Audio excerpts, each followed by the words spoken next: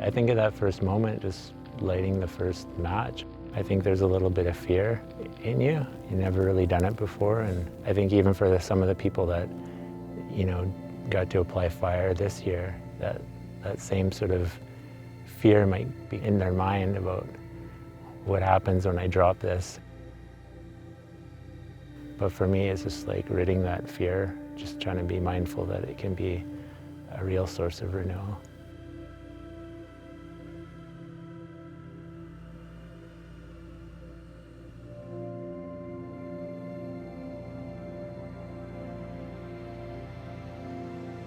Indigenous fire management is a practice and a connection to the land, and it's a responsibility to look after the country. And a fire is something that everything is waiting for. All the landscape, animals and plants expect humans to do. That's our job. It's an action that benefits everything on the landscape. An action that benefits the birds and the trees and the grasses, looks after the soils, bringing them back to life. You see the old stuff gets burnt, but then you usually see the green that survives. Most of the Kinnikinnick will survive. Do you enjoy putting fire to the land? Naturally, yeah. Yeah. What do you enjoy most about it? I enjoy seeing all the green come up after. It comes pretty quick too. You could see the green right after burning. The goal for Gathering Voices Society, it's to have communities in charge of their landscape and stewarding their landscape and being able to rely on their landscape. We hear from a lot of elders about how it's good to see this work being brought back, because this is seen as a sacred role for people. It's like being a doctor. It's like walking through the land and applying that fire, and that's gentle, that help to revive that landscape and reactivate the seeds and the grasses, and to protect the country as well from hazard fires like the wildfires. Because the healthier the landscape, the more resilient the landscape.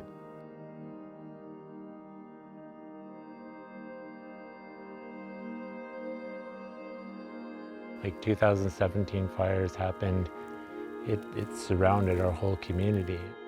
Destroyed thousands of hectares of beautiful landscapes and animals, and destroyed homes and people's lives. How did it feel when you saw the land after the fires? It was sad for sure.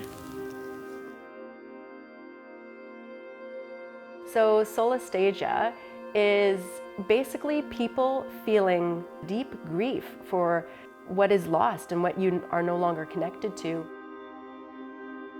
People will have that sense of loss of place and that emotional reaction to the changes we're in. Our response was like, we don't want this to happen again, and we're going to find ways to make sure we can regrow the plants around our community and be able to prevent this from happening again. What needs to happen is exactly what you're seeing behind me. A community that's been traumatized by wildfire, and now they're getting the good fire over the next few years and getting back to understanding fire again and building their confidence with fire again. And you see everyone happy out there on the land together, working together. Well, everybody likes playing with fire.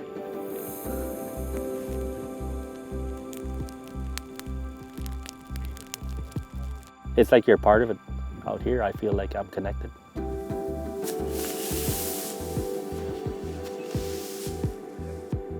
I was so eager to get out of the office. Everybody kept joking with me, it feels good to be out of the office. Hey, are you actually wearing work boots? And I'm like, yes.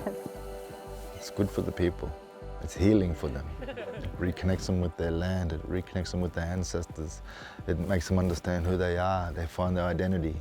There's moments of tranquility.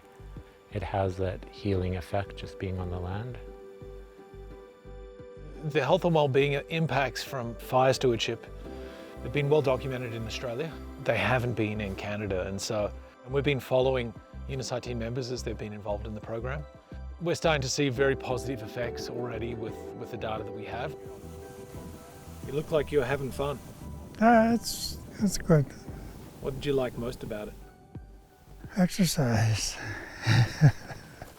This year we were able to distribute Fitbits for participants, and we were able to track how much steps we traveled in a day. So who's winning for steps today? 2061. Pushing towards like 5 kilometers or more each day doing this work. Even though you kind of feel it might feel a little bit achy in the next morning, but it still feels good to like move your body.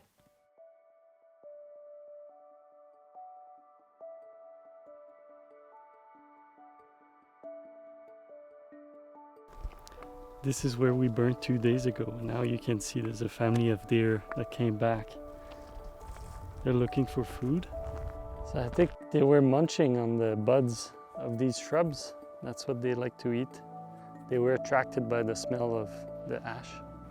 It's pretty cool to see them coming back right after the burns. That's one of the benefits of doing the cultural burning, is it's good for the wildlife. Have a look at some of those photos. Deer. Oh, that's a good one. Yeah. There's another deer. We're working with the communities to set out wildlife cameras to monitor the areas that they're burning and see which animals come back. We're expecting to see some ungulates coming back right away, deer, hopefully moose, but the cameras will pick up all animals that pass by. So we're really curious to see what does pass through. So we're hoping those wildlife cameras tell us how animals use the sites in a way that helps the community make good long-term choices about how they use that fire. Well, we'll get the green grass coming up. Might see some berry, because it used to be a lot of berry bushes up here, so we might start seeing some of that pop back out again.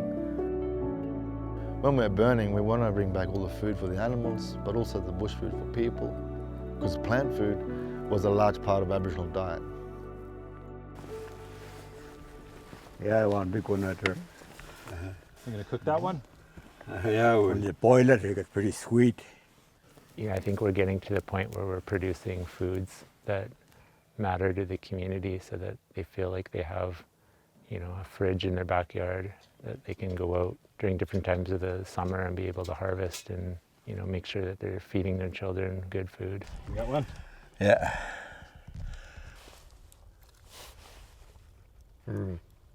Yeah, good. It's like a lollipop. Yeah. As a pilot, we've proved how much we could do. It can't be a handful of people. It needs to be more and more in the community that feel like they have this knowledge and aren't, afraid to share and make sure that we're following our ancestors' practices more and more. We need to start valuing nature as part of our health infrastructure.